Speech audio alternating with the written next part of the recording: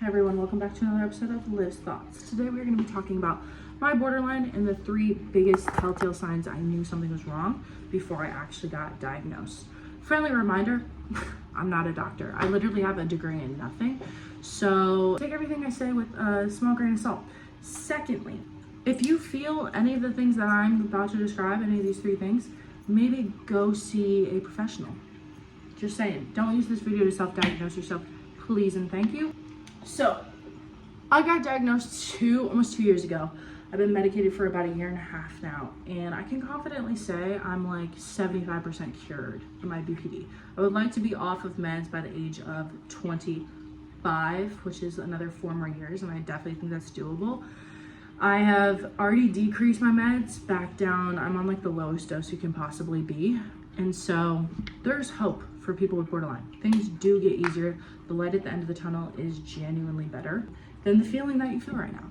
So number 1, my biggest thing, I think when I say I knew something was wrong, this was like, I think even my friends can say this about me too, was my mood switching. I was super, not like impulsive with my moods. You never knew which Liv you were gonna get, like genuinely. I could be in the best handy dandy mood ever and go into being a raging bitch in 0.2 seconds. Simply just from someone saying something slightly off to me, looking at me weird, canceling plans on me, texting me with a period at the end of it, doing anything where I felt like that's not the way that you usually act, I would freak the fuck out and I would just go balls to the wall. Everyone hates me. I'm so alone. You guys don't understand how I'm feeling. Like, you guys literally hate me. No one likes it. Like, calm down. I really experienced an intense feeling of just like emotion all the time. And I didn't know how to really explain it to my friends, because I would try to explain how I feel and I would try to explain it to my mom and my sisters, and no one was getting it. Like, literally no one was getting it. And it took all the way up until me getting diagnosed and like going to therapy with a therapist that actually works with borderline for me to feel like, wow, I'm not the only one that feels like this. Definitely number 1, my inability to stay in one mood, insane. Most days now, I will say, like, I definitely have mood swings still, but they're not as intense. Usually, like, if I'm pissed off, I just go nonverbal. I just choose not to speak because I know that if I open my mouth, I'm gonna say something I don't mean. And this is the thing, is like with therapy, we learn how to cope with these things. So that's biggest thing, number 1, that I noticed and I knew something was wrong with me when I felt these things on a day-to-day basis. 2, my impulsivity. My impulsivity is kind of insane. Permanence is not a word in my vocabulary. Temporary is the only thing I know. My room, great example of this. I cannot keep my room in one place. I've literally lived in this apartment for not even a year now, and I think I've changed my room 9 times since being here. So there's like a little monthly change every month. I don't think that there's anything wrong with that, but then when you start to bring that attitude into like real world things, friends, your appearance, tattoos, like there's a lot of stuff that my impulsivity just like there's a lot of harmless things we can do while being impulsive, but there is a lot of harmful things about being impulsive. And I have literally like 20 tattoos on my body. 13 of them I did in a week because I bought a tattoo gun off of Amazon. I maxed out 2 credit cards and completely destroyed my credit score.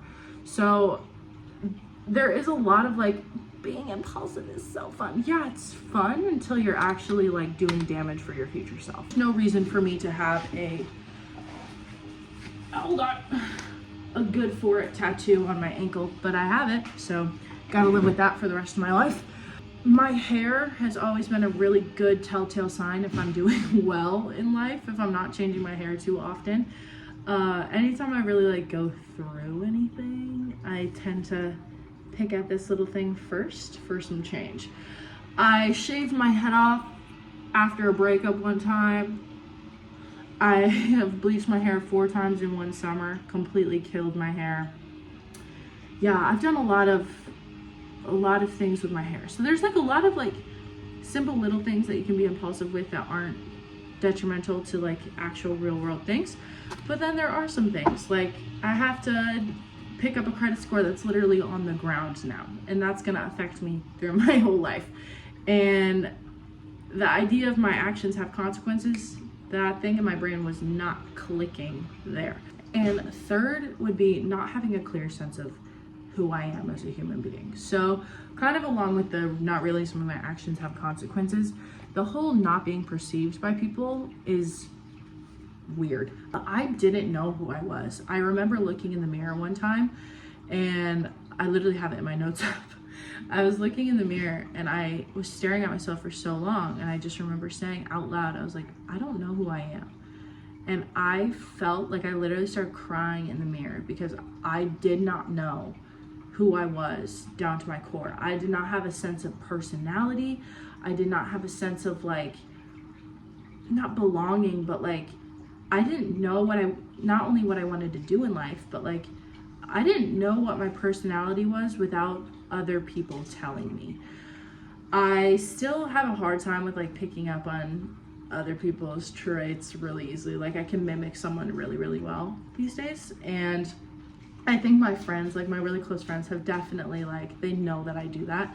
But I would just latch on to other people and steal almost their personality and try to pull it off as mine. I didn't know who I was. Like I did not know who I was. And it took until I got medicated and spending a whole lot of time alone, which we'll talk about in another video. But I spent so much time alone, and I can confidently say now as a human being, I got personality to me now. Like my room, it's not gonna show because it's in cinematic mode, but like, oh, my room, vibes. Please excuse the messiness. But this is not a Pinteresty room. Like I kind of just got everything from my own imagination. And I think honestly, once I started to become medicated, I got my sparkle back. I realized that I was like, oh, I do have my own personality. I am my own individual. And that's not something that ever really like clicked in my brain for me. So I do think that if any of those three things like actually did resonate with you, go talk to someone. I don't think it's a bad thing to talk to people, and I don't think it's a bad thing to have a conversation with the doctor. I definitely think that like with my meds, not even to be on some holistic shit or anything like that, but I don't want to be on meds. I don't think that it's something that I necessarily need. And I know that if I can master my triggers, I'll be okay. Like I'm living proof that I can dose down and not have to take a full dose for my everyday life, and I'm okay. Like I tried to not fully stop my medication recently, but I tried to tone it down a little bit, and I noticed my anger symptoms coming back pretty severely. So I bumped it back up. I am on the lowest dose of meds you can be at now, and I feel pretty great on a day-to-day basis. I don't really feel sad ever. Anger is something that I still kind of feel. That's just like a little simmering feeling that always kind of lies there with me, but that's okay. I've learned to live with it and not really fight against it at this point anymore. And then just being in therapy and actually learning about BPD and realizing that you're not alone was super powerful for me. Like I felt so much better when my therapist was saying things, and I was like, wait, other people feel this way? Like I was actually confused because you hear things online about people with BPD and you're like, I don't actually feel that way. Like it's most of the cases that we see in like media or anything like that are the full extreme versions of having BPD. So like extreme to extreme. So it's really like, it was so confusing because I would watch videos of people with BPD and I'm like, I don't think I have that. Like that didn't make sense to me.